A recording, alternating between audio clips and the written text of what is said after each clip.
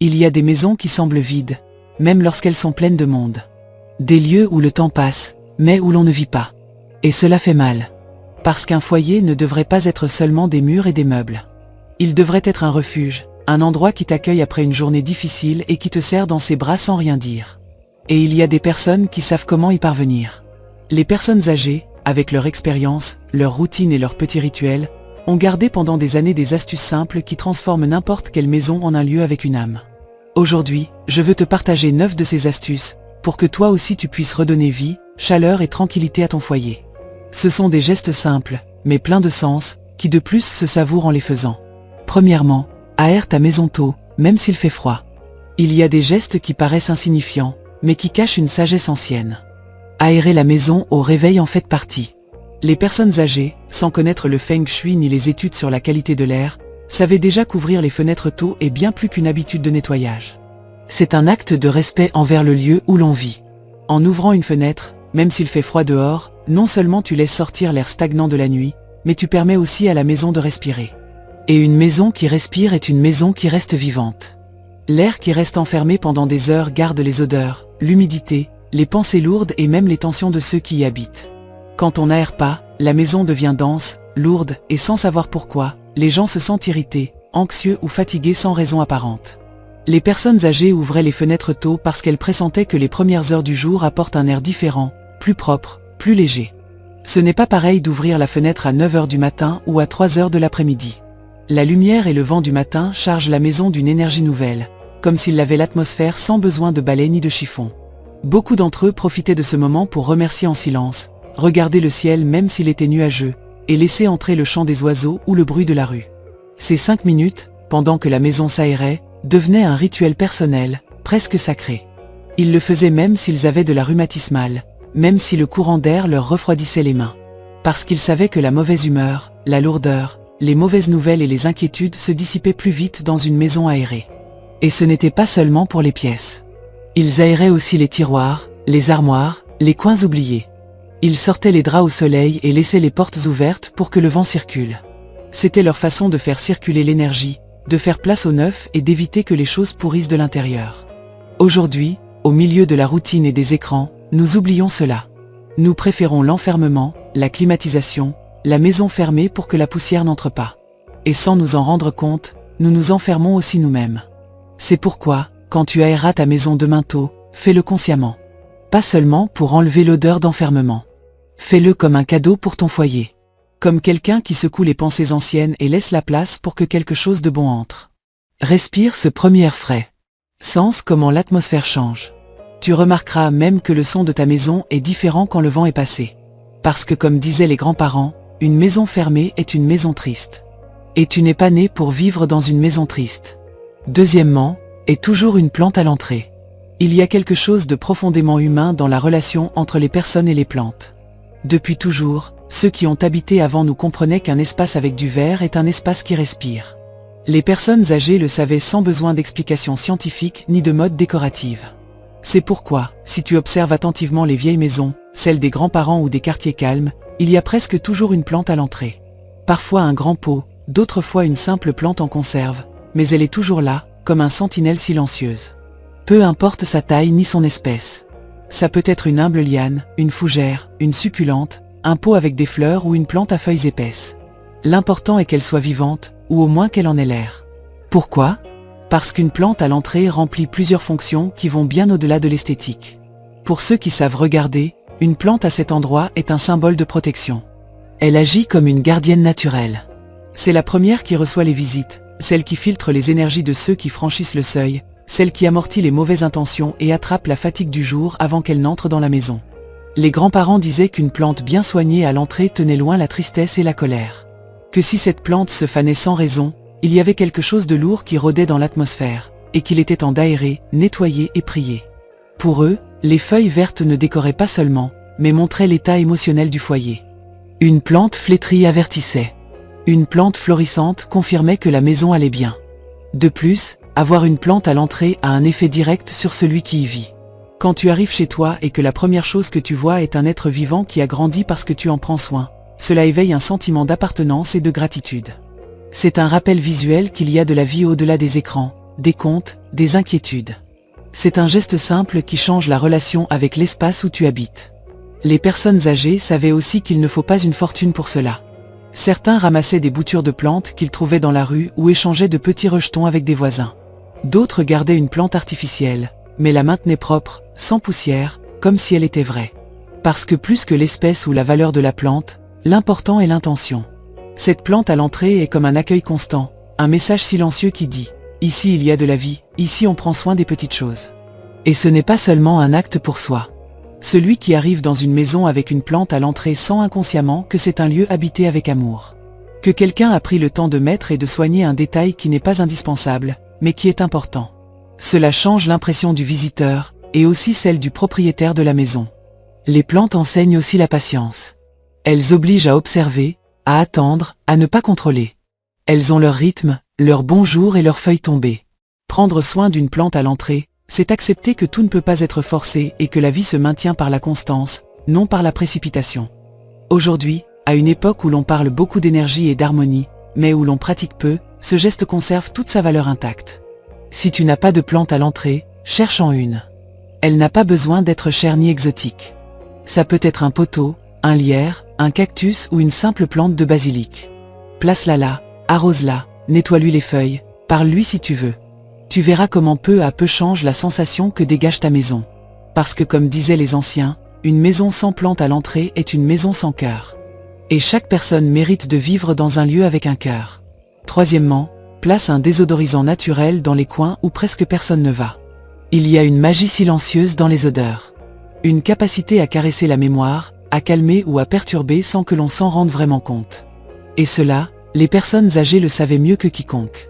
À une époque où il n'y avait pas de désodorisants électriques ni de sprays aux noms extravagants, ils utilisaient ce qu'ils avaient sous la main pour donner un parfum propre à leur maison. Parce qu'une maison qui sent bon n'est pas seulement une maison propre, c'est une maison qui embrasse. Et je ne parle pas de remplir l'atmosphère de parfums forts.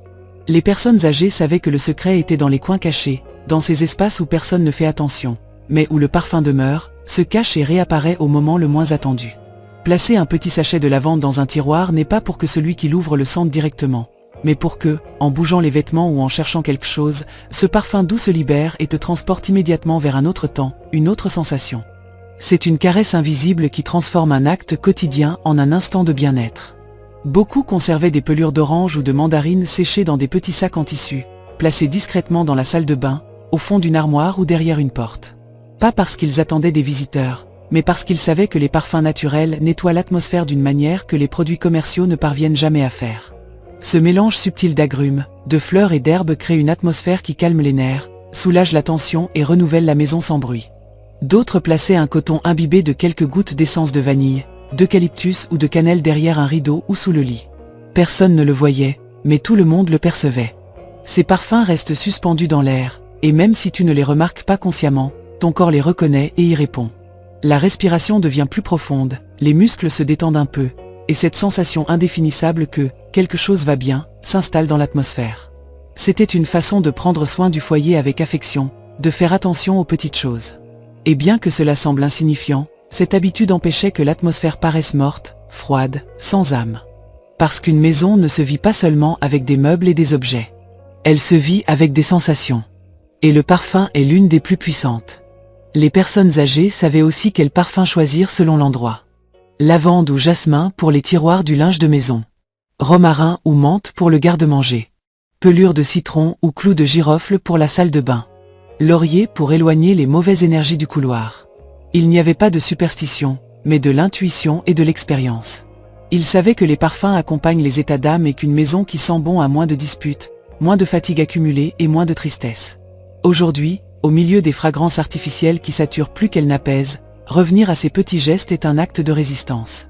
Retrouver l'habitude de placer un petit sachet parfumé dans un tiroir, de laisser sécher des pelures au soleil pour parfumer ensuite les coins, ou d'avoir un petit flacon d'essence naturelle pour les endroits oubliés, c'est redonner à la maison cette couche invisible de soins qui ne se voit pas, mais se ressent. Parce que même si personne ne le remarque consciemment, une maison qui sent le propre, les herbes, les fruits secs est une maison où les gens restent un peu plus, où les enfants jouent plus tranquillement et où même les soucis semblent peser moins. Et cela, même avec une simple pelure d'orange ou une poignée de fleurs sèches, a une valeur énorme. Les personnes âgées le faisaient par habitude, par affection, par respect pour l'espace qu'elles habitaient. Aujourd'hui, tu peux le faire toi aussi, pas pour faire semblant, mais pour te rappeler que les plus petits détails sont ceux qui construisent un foyer qui se sent vivant. Parce que les parfums, comme les souvenirs, restent là où ils ont été bien traités. Quatrièmement, utilise de la musique douce en fin d'après-midi. Il y a des sons qui usent et des sons qui guérissent. Et au fond, nous l'avons tous ressenti au moins une fois. Cette différence entre arriver dans une maison où résonne en fond une télévision à plein volume, remplissant chaque coin de mauvaises nouvelles, de cris d'émissions et de publicités absurdes, et arriver dans une maison où, soudain, une mélodie douce semble envelopper les murs sans s'imposer. Cela, même si beaucoup le remarquent à peine, change radicalement l'atmosphère d'un foyer. Les personnes âgées l'ont toujours compris. Elles savaient que la maison avait besoin d'un rythme propre. Et que l'ambiance émotionnelle d'une maison, ce que l'on respire et ressent sans mots, se construit en partie avec ce que l'on entend. C'est pourquoi, en fin d'après-midi, quand la lumière commence à baisser et que les ombres s'allongent, elles évitaient d'allumer la télévision. Parce que les informations à cette heure ne portent pas de bonnes nouvelles, et parce que le brouhaha inutile ne fait qu'agiter l'esprit alors que le corps réclame le calme. Beaucoup de grands-parents mettaient des boléros anciens, de la guitare instrumentale ou un disque de musique classique à faible volume, à peine audible. Ce n'était pas pour s'asseoir à écouter, mais pour accompagner. Comme une caresse sonore qui flottait dans l'air, donnant du rythme à l'après-midi sans la troubler. C'était une musique qui remplissait le silence, sans l'interrompre. Qui invitait à respirer plus lentement, à bouger les épaules sans trop de tension, à laisser les pensées se poser. Cette habitude, loin d'être dépassée, est profondément sage. Parce qu'au fil de la journée, l'énergie d'une maison change. Le matin, tout est mouvement, tâches, bruit, téléphone, va-et-vient. Mais l'après-midi, quand la lumière devient douce et que la fatigue commence à se faire sentir, c'est le moment de calmer, d'adoucir les stimuli. Et quelle meilleure façon de le faire qu'avec de la musique.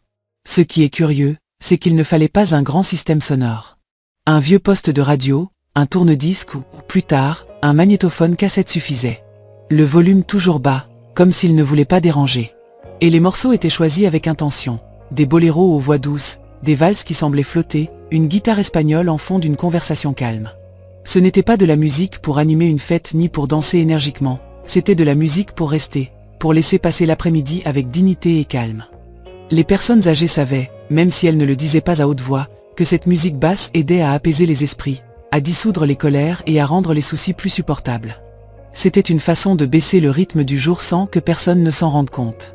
Et ce qui est curieux, c'est que même la maison semblait respirer différemment avec cette musique. Les rideaux bougeaient lentement, les pas se faisaient moins pressés, et l'air chargé de la journée trouvait une sortie.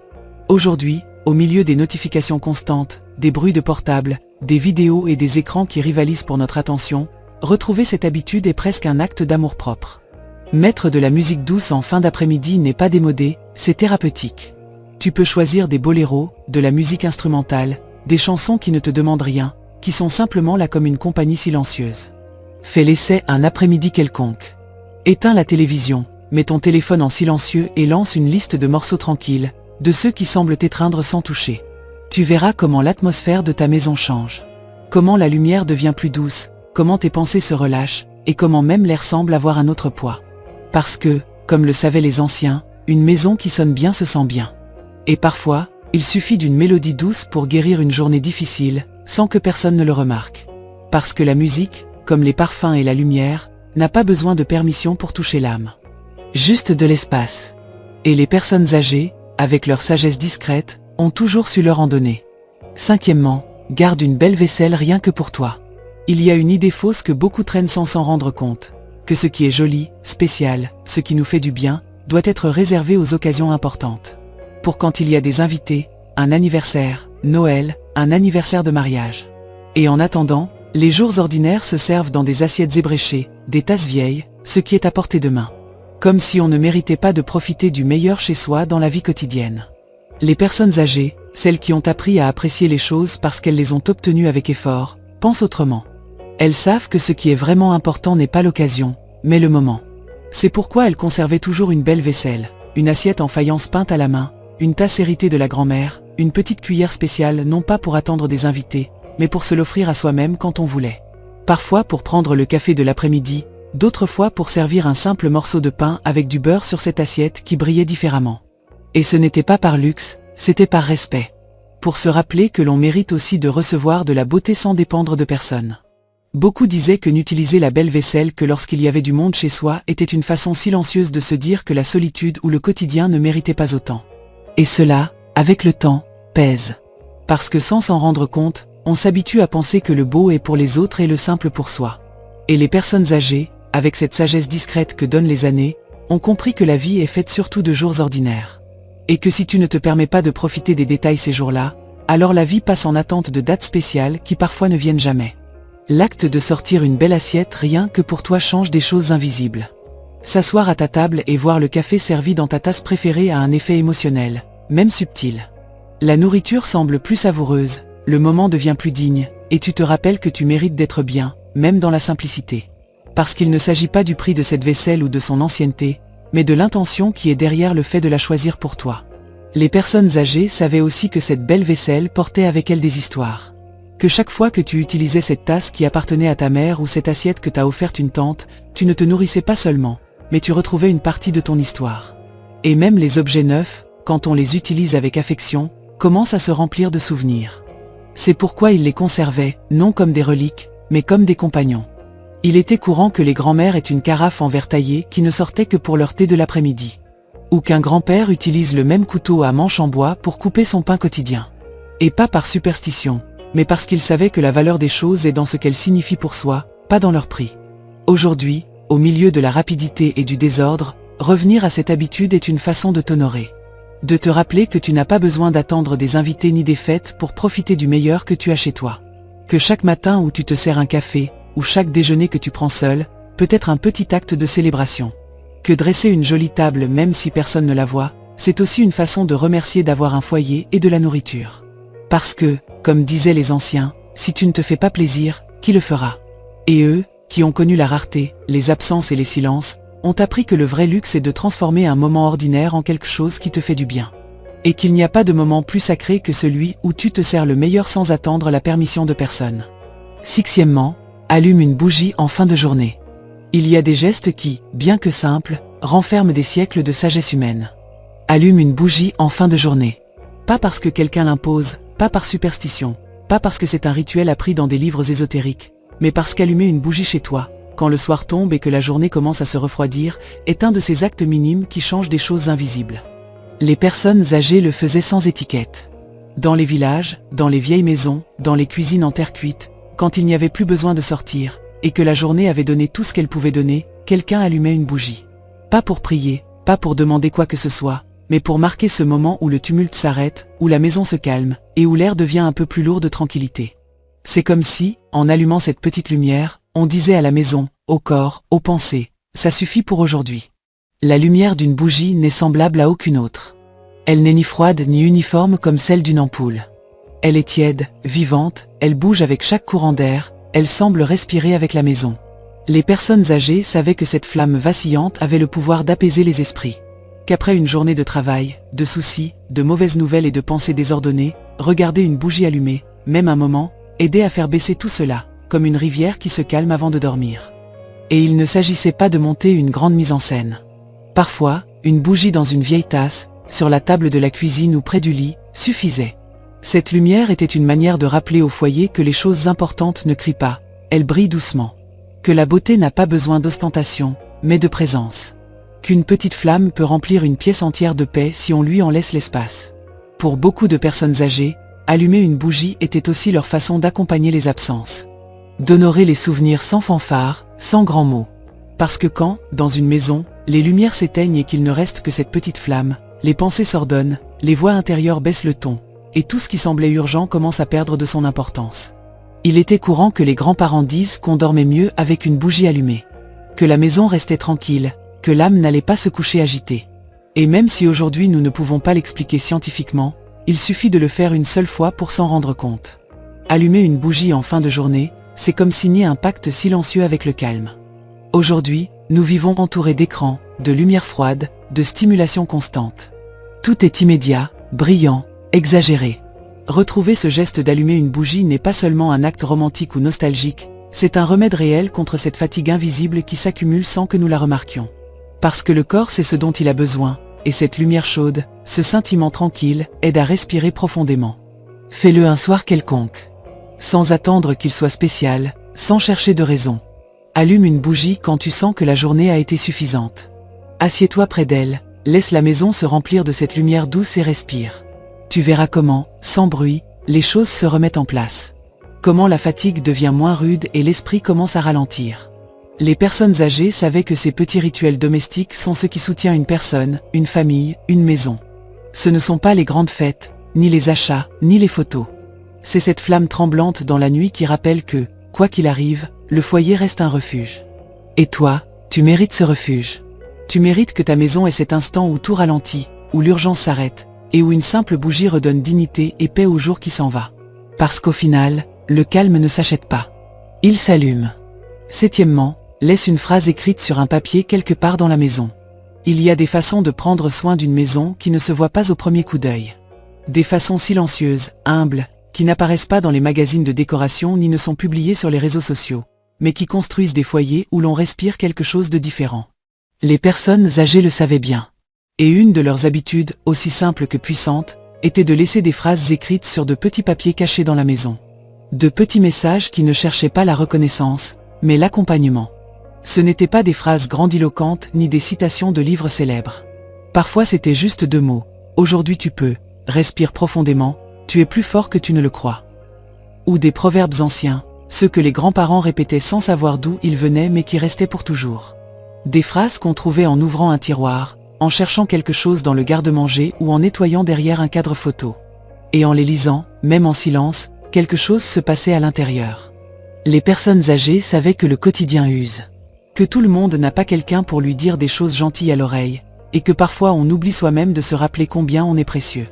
C'est pourquoi elles écrivaient ces phrases, comme une façon de laisser de l'amour invisible dispersé dans leur foyer. Comme de petits patchs d'affection dans les coins, pour les bons jours et surtout pour les jours difficiles. Certains les collaient derrière la porte de l'armoire, à l'intérieur du couvercle d'une boîte, sur une étagère de la cuisine, au revers d'un miroir ou sous une tasse.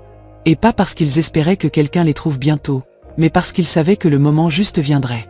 Que cette phrase apparaîtrait quand on en aurait le plus besoin. Et l'incroyable, c'est que c'était presque toujours le cas. Certaines maisons gardaient de vieux papiers, avec l'encre déjà effacée et le papier jaunâtre, mais personne n'osait les enlever. Parce que dans ces messages restait suspendu un petit morceau de la personne qui les avait écrits.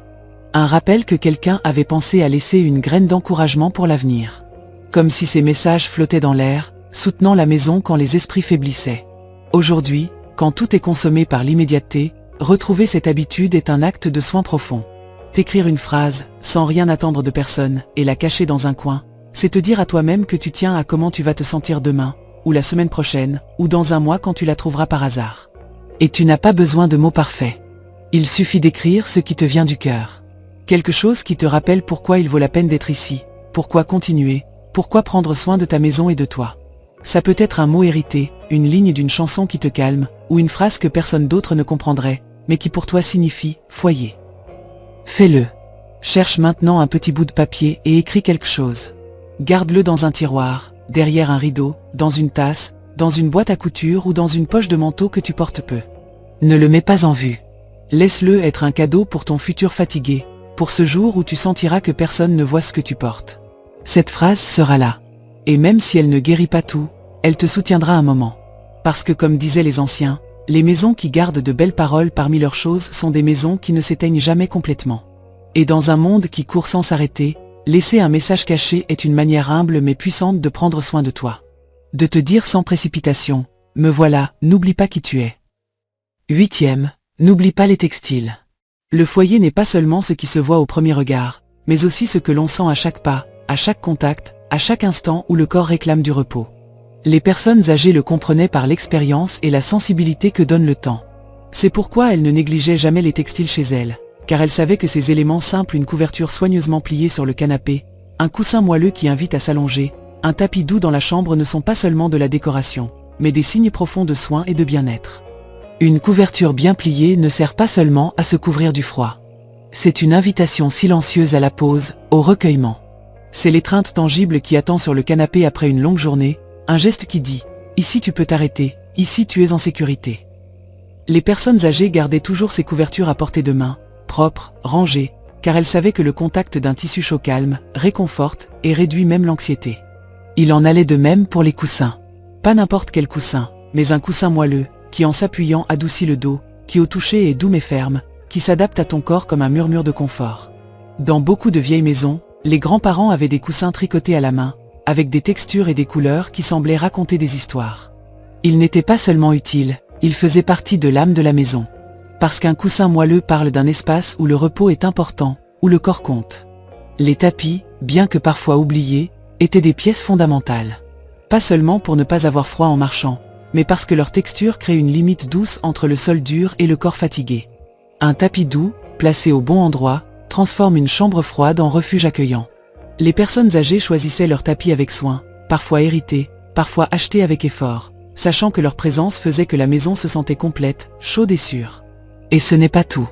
Les textiles contribuent aussi au confort visuel. Les couleurs chaudes, les textures qui semblent douces et moelleuses, les plis ordonnés, tout cela influence notre ressenti. Une maison avec des tissus soignés transmet calme, ordre et harmonie, car l'œil se repose aussi quand il n'est pas confronté à la rugosité ou au désordre. Les personnes âgées savaient aussi que prendre soin des textiles est une façon de prendre soin de la santé émotionnelle. Un lieu avec des couvertures et des coussins bien disposés invite à s'asseoir, à respirer, à laisser le corps se détendre. Et c'est fondamental pour le bien-être quotidien. Parce que le confort n'est pas un luxe, c'est une nécessité. Aujourd'hui, dans la rapidité, nous oublions souvent ces détails. Les couvertures restent froissées par terre, les coussins écrasés, les tapis négligés ou disparus. Mais retrouver cette attention est simple et change beaucoup. Il suffit de bien plier une couverture, de gonfler un coussin, de choisir un tapis qui te plaît et de le placer là où tu passes le plus de temps. Fais-le calmement, comme le faisaient les personnes âgées. Sens le toucher des tissus, le poids de la couverture, la douceur du coussin. Offre-toi ce moment de contact avec la sérénité. Parce que dans ces détails apparemment petits se trouve la différence entre une maison quelconque et un véritable foyer. Parce que, comme il le disait, la sécurité ce n'est pas seulement avoir des serrures. C'est avoir un espace qui te caresse avec ses tissus, qui t'enlace sans mots et qui t'invite à rester. Et tu mérites cela. Tu mérites que ta maison te soutienne doucement, jour après jour. 9e, garde un coin pour la nostalgie. Au milieu du rythme accéléré de la vie moderne, où tout semble aller de l'avant sans pause, les personnes âgées ont compris quelque chose de fondamental, l'importance de s'arrêter et de se connecter aux racines. C'est pourquoi elles gardaient un coin pour la nostalgie, un petit espace sacré où le temps s'arrêtait pour se souvenir. Il ne s'agissait pas de s'accrocher au passé ni d'y vivre, mais de maintenir vivante la mémoire de qui ils sont, d'où ils viennent et ce qui les a formés. Ce coin pouvait être une étagère modeste, une petite table dans un couloir, un rayon dans le salon, ou même une boîte spéciale. On y plaçait des photos anciennes, usées par les années, qui montraient des visages chers, des moments heureux ou des lieux qui avaient marqué leur vie. On y mettait aussi des souvenirs de voyage, un coquillage de mer, une pierre spéciale, une figurine typique. Des objets hérités qui portaient avec eux des histoires que l'on ne racontait pas avec des mots, mais qui parlaient aux émotions. Pour les personnes âgées, ce coin était une ancre émotionnelle. C'était l'endroit où ils pouvaient s'arrêter au milieu d'une journée difficile, regarder cette photo ou toucher cet objet, et se rappeler qu'ils font partie de quelque chose de plus grand. Qu'ils ne sont pas seuls, que leur vie a une continuité et un sens. C'était une façon d'honorer leur histoire, leur famille, leur lutte et leur joie. Mais très important, ce n'était pas un lieu pour rester piégé dans la nostalgie ou la mélancolie. Il ne s'agissait pas de vivre de souvenirs, mais de les utiliser comme un phare pour avancer. Parce que quand on sait bien qui l'on est et d'où l'on vient, on n'a plus de force pour affronter ce qui vient. Ce coin de nostalgie est une source d'identité, de force et de paix intérieure. Les personnes âgées enseignaient que ces objets et photos n'étaient pas de simples décorations. Ils étaient des symboles vivants de leur histoire personnelle, de leurs racines profondes. Qu'ils nourrissaient l'âme de la maison et lui donnaient un sens qu'aucune mode ne peut imiter. Et c'est pour cela que ce coin était soigné avec attention, sans le laisser devenir poussière ou un vieux truc, mais comme un hôtel discret de mémoire et d'amour. Aujourd'hui, dans un monde qui nous pousse à oublier pour avancer, créer ce coin est un acte de courage et d'amour de soi. C'est te donner la permission de regarder en arrière sans peur, de te souvenir de tes racines sans rester bloqué. De reconnaître que ton histoire fait partie de ta force et que ce passé est un cadeau qui te soutient. Cherche un espace dans ta maison, aussi petit soit-il, et crée ton coin de nostalgie. Place une photo qui t'émeut, un souvenir qui te fait sourire, un objet qui raconte ton chemin. Visite-le quand tu en as besoin. Laisse-le te parler en silence et te rappeler que tu fais partie d'une histoire plus grande. Parce que comme disaient les anciens, une maison sans mémoire est une maison sans âme. Et tu mérites de vivre dans un lieu où le passé t'enlace et te pousse vers l'avenir, avec la sérénité et la force que seule la vraie nostalgie peut donner. Si tu appliques ne serait-ce que 3 de ces astuces, tu remarqueras comment ta maison change. Et le meilleur, c'est que tu voudras y rester plus longtemps. Parce que les personnes âgées ne vivent pas entourées de luxe, mais de détails qui caressent l'âme. Aujourd'hui, tu peux commencer toi aussi. Parce qu'il n'est jamais trop tard pour faire de ton foyer ce lieu qui te guérit et t'aime.